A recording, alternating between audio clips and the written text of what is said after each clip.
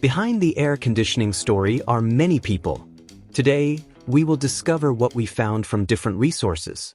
The Han Dynasty Chinese craftsman and mechanical engineer, Ding Huan invented a manually operated rotary fan with 7 wheels that measured 3 meters, 10 feet, in diameter. In the 8th century, during the Tang Dynasty, 618 to 907, the Chinese applied hydraulic power to rotate the fan wheels for air conditioning. In this episode of Inventing America, we uncover the story of fans that dates back to ancient civilizations. Before fans and air conditioning, Americans used various methods to stay cool, especially during hot weather. These technologies progressed from manual and passive techniques to electric. Homes were designed with high ceilings, large windows, and cross-ventilation to allow breezes to flow through. Open windows and doors helped air circulate. Buildings often had porches, awnings, or thick walls to block sunlight. Trees were planted for shade. Homes had wraparound porches to provide cool, shaded areas. People used handheld fans made of paper, feathers, or palm leaves to create personal airflow. These were common in homes and public spaces.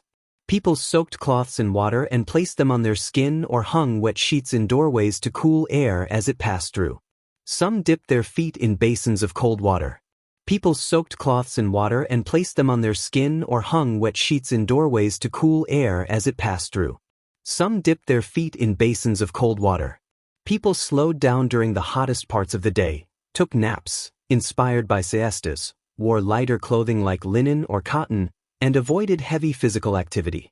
Some slept outdoors or on rooftops to catch cooler night air. Clay pots filled with water in breezy areas, allowing evaporation to cool the surrounding air.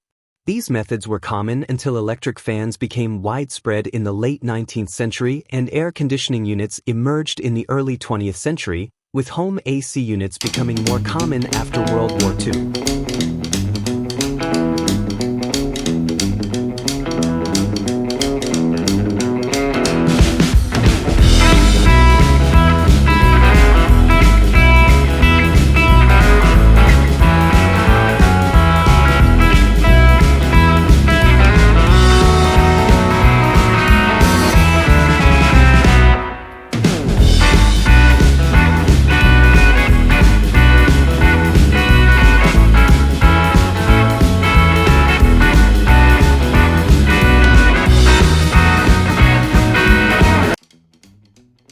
In Japan, fans adapted the role of symbolizing social class as well as a mechanical role. A Japanese inventor created the first folding fan after observing a bat's wings. They were introduced to Europe in the 1500s through trade routes. Folding fans became an essential fashion accessory and social instrument. The British scientist and historian Joseph Needham used an umbrella-like canopy hung over an oil lamp and provided with a vaned opening at its top, so that heated air rising from the lamp would cause it to rotate. In 1851, David Boswell Reid, a Scottish doctor, installed 4 steam-powered fans in the ceiling of St. George's Hospital in Liverpool. The pressure produced by the fans would force the incoming air upward and through vents in the ceiling. By James Naismith. Improvements to the technology were made.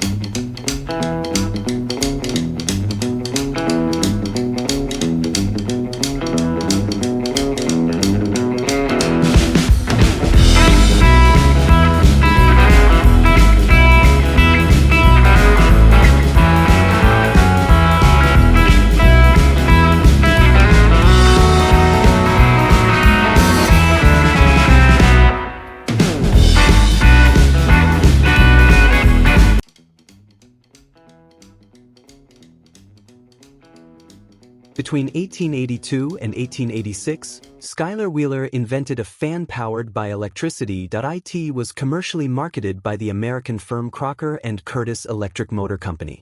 In 1885, a desktop direct-drive electric fan was commercially available by Stout, Meadowcraft and Company in New York. The first belt-driven ceiling fans appeared in the United States in the early 1860s. These early versions were powered by running water, which turned a turbine that drove a system of belts to operate multiple fans. It worked. A stream of water would power a turbine, which in turn drove a system of belts. These belts would then turn the blades of several fans located throughout a large space. They were used. Due to their size and complexity, these systems were commonly installed in public and commercial buildings like stores, restaurants, and offices.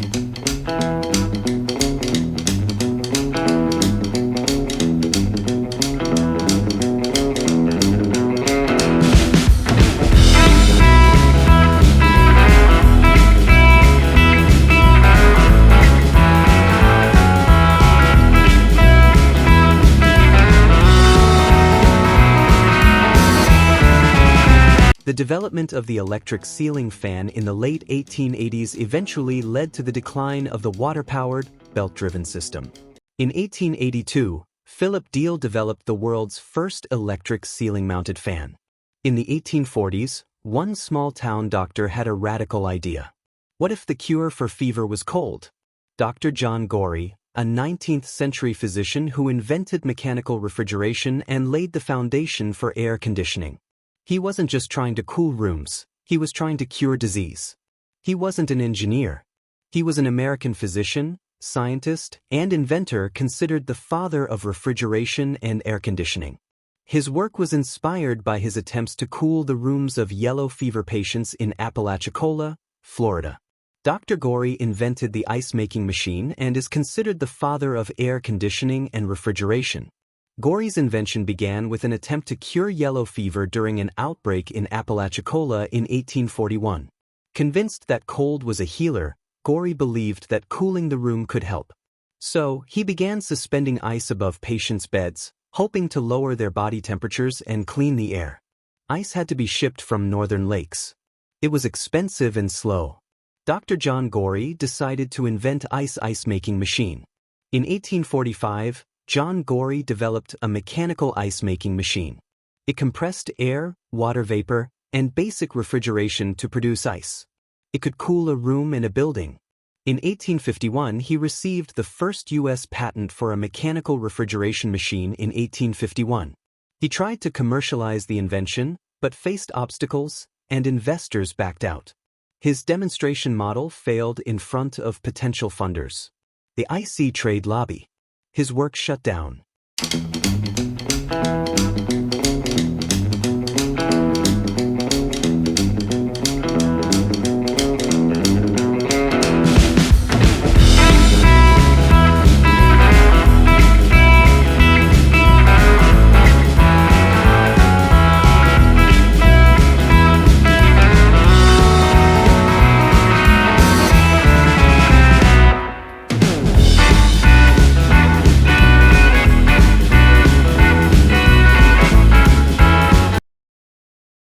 In the summer of 1881, after President James A. Garfield was shot, U.S. Navy engineers constructed a primitive air conditioning system to keep him comfortable.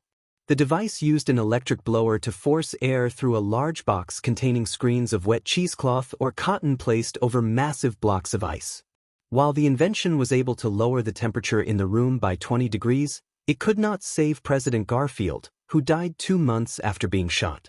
Willis Carrier did create the first modern electrical air conditioning system in 1902, but it was installed at the Sackett and Wilhelms Lithographing and Publishing Company in Brooklyn, not a publishing company in general. His invention was specifically designed to control humidity, which was causing paper to wrinkle and deform during the color printing process. 1914, when the term air conditioning was coined by Stuart W. Kramer. Kramer created a ventilating device that adds moisture into the air in his textile mill and called it air conditioning, which Willis Carrier borrowed when he named his company. During the same year, air conditioning was added into a home for the first time. It was installed at a mansion in Minneapolis belonging to Charles Gates. The unit was massive, coming in at 7 feet tall, 6 feet wide, and 20 feet tall. Interestingly, there is actually a chance the unit was never used because no one ever lived at the residence.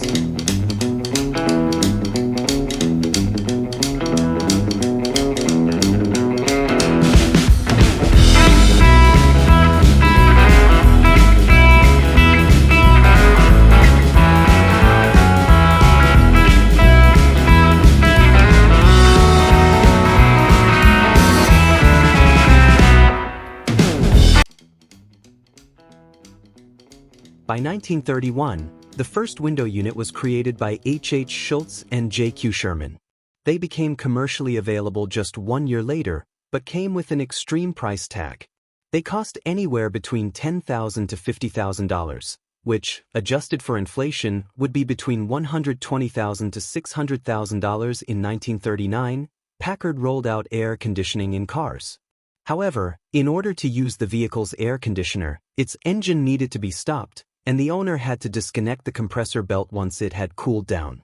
In 1953, due to the post-war economic boom, over 1 million units were sold to homeowners, and by 1965 10% of homes had air conditioners in them. In the 1970s, central air came around and helped to cool homes much more efficiently by utilizing condensers, coils, fans, and ductwork.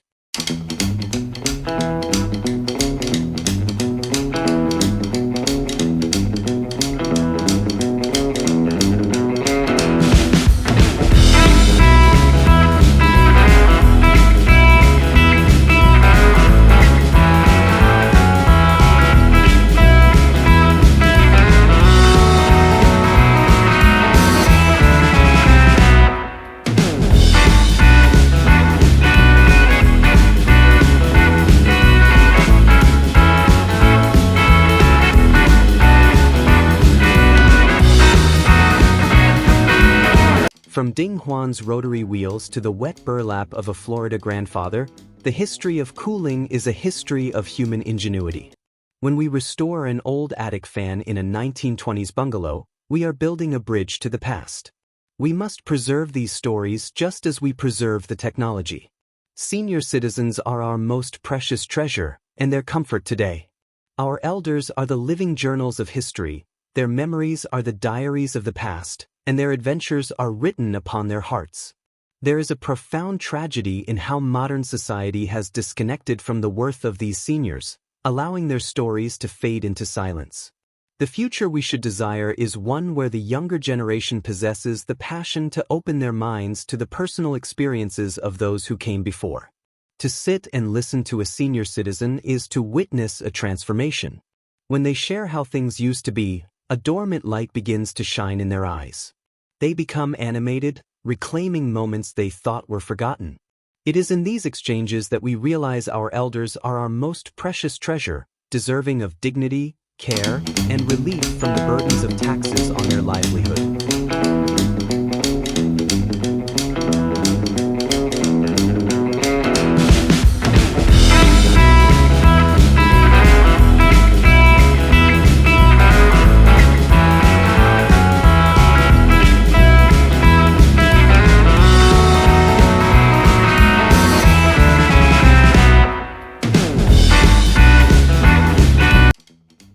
One such chapter from these living journals tells the story of the heat, the humidity, and the ingenuity of the mid-20th century.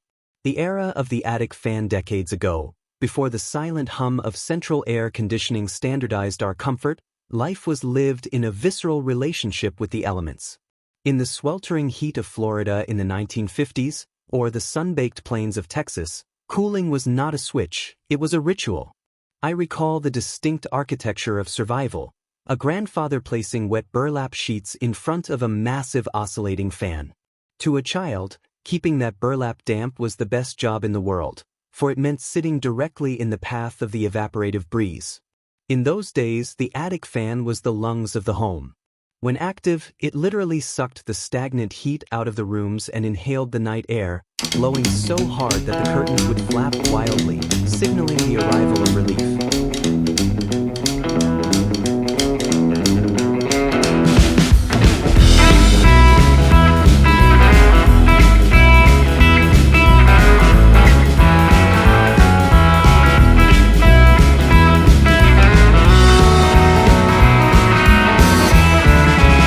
The school days of swelter. The heat shaped our character and our education. Schoolrooms were often stifling boxes where concentration fought a losing battle against the temperature. Many can still visualize the elementary school teacher, a formidable woman constantly swiping her brow with a handkerchief, her discipline seemingly sharpened by the oppressive warmth. Back then, nobody knew the luxury of dry, cool air. They woke up with hair that refused to lie flat due to the humidity, looking like poodles, and their skin was familiar with heat rash and mosquito bites. Yet, interestingly, this lack of artificial cooling forced a connection to the world. It drove families to the beaches and rivers and created social hubs around ice cream shops and movie theaters, the rare places of refuge. The arrival of the cool bliss. By the late 1970s and early 1980s, the world began to shift. The installation of central air conditioning was a revolution. To sleep in a room that remained cool until morning felt like a foreign luxury. Suddenly, popularity was dictated by thermostat settings. Neighborhood children would beg to sleep over at houses where they could watch Saturday night wrestling matches with Gordon Soley in cool bliss.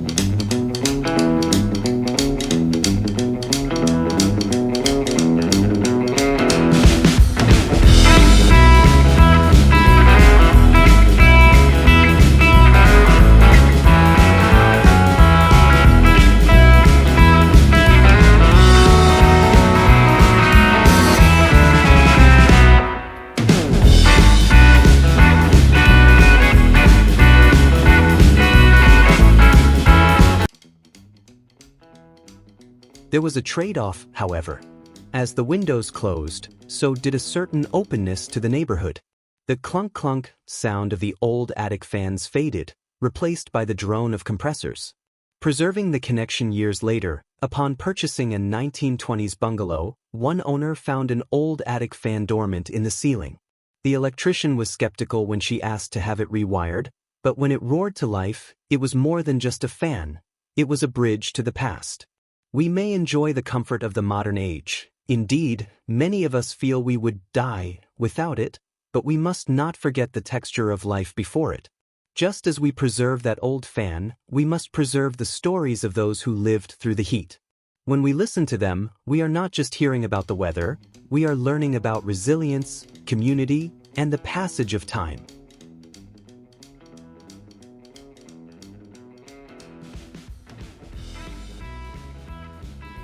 We have some questions to ask our precious elderly living journals about the fan experience of pre-air conditioning life and how it shaped communal living. Please tell us in the comments so we can continue learning. Which was the most challenging summer you experienced in your youth? If you used coal, where was the chute located?